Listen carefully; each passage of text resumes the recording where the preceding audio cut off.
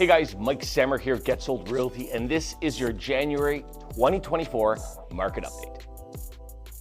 All right, so we are in 2024. We are now gonna look at the January numbers and see what's been happening. So we see the stats right here, the stats for year over year. Now, I don't like looking year over year. It does give us an idea of where we are 12 months ago or where we are now.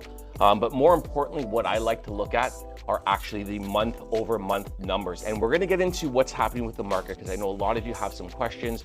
You're seeing stuff in the media that it's a crazy market as well as the interest rate. So let's go through it. So very first off, let's do the month over month. Now from December to January, we saw transactions rise to 4,200 transactions in the month of January. Compared to December, we only had 3,400 transactions. So we're up roughly 800 transactions in January.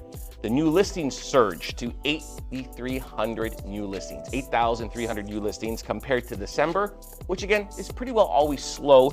We were only at 3,800 listings. So it almost more than doubled in January, the amount of listings. And I'm gonna get into a little kind of more analysis on the actual listings. Now, the average sale price actually went down approximately $40,000. The average sale price in December was $1,084,000. January, it's $1,026,000. So we saw $40,000 price reductions from December to January, and we saw an increase in listings. Interesting. The amount of days on market went up an extra 5 days from 49 to December. It went up into January to about 54. So let's see what's been happening in the actual market. Now, we've heard a lot of people talking about the market is going crazy. We've heard interest rates. So let's start first off with the interest rate. So the Bank of Canada announced that they're not raising interest rates. So that's a really great thing. What happened a couple of weeks ago is that we saw buyers come back, even a week ago, surge back into the market. They're confident interest rates are not going to go up any further.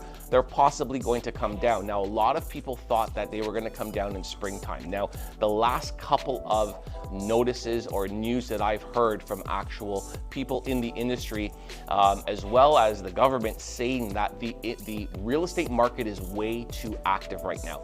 If they were to drop interest rates in springtime, it would create mayhem in the real estate market. So the market is quite healthy in the sense that there's a lot of activity, and I'm going to get further into that. So as far as what I think, and I've always said this, is that I believe in the fall time is when they're going to do a reduction, and we'll see a couple of reductions before the end of the year. So that's my prediction.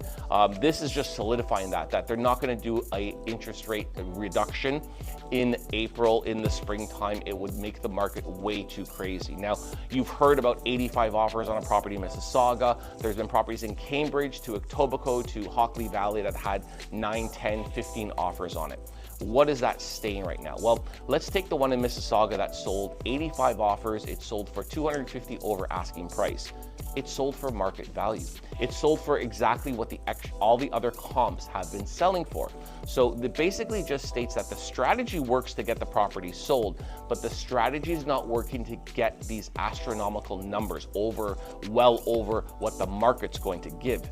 Over asking and over what the averages are two different things. Again, that property was priced well below their market value for what it was worth in that area, and they got what the market was willing to bear, which was the average for the area. As far as what we're going to see, it's going to be very dependent on inventory. So I'll give you an example. The months of inventory dictates if everyone were to buy in that area, how long before all those homes are gone. So when we looked at, for instance, Brampton or even Durham area, there was in December or November, there was approximately, I would say, 2.5, 3 months of inventory in that area. That means that if everything got bought up over that time, it would take about 3 months for those houses that's on the market to totally dissipate and to have zero available listings. Right now in Brampton, there's, I think, 45 days of inventory, a month and a half of inventory left. That's very low. When the month of inventory goes down, it becomes a seller's market. And as long as the demand stays there, we're going to see outrageous bidding wars. So the next 3-4 months is going to be very dependent in the real estate market on inventory.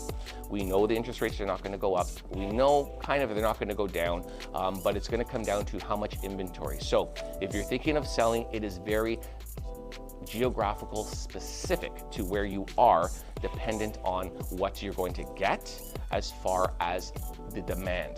When inventory is low in your neighborhood, in your area, in your district, it usually tends to be that there's a little bit more demand. When there's a lot more listings, there's a lot more to choose from. That means the strategy of the bidding war technically won't work. I can give you an example, another example. In the Etobicoke area, property was listed at $999, it didn't sell. They reduced it to $799 and are doing offers. They had offers last night.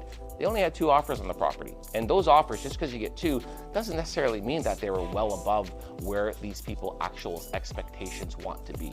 So food for thought, interesting to know. If you're thinking of selling, feel free to reach out to me anytime. I'm happy to offer a free home evaluation. There's no cost, no obligation.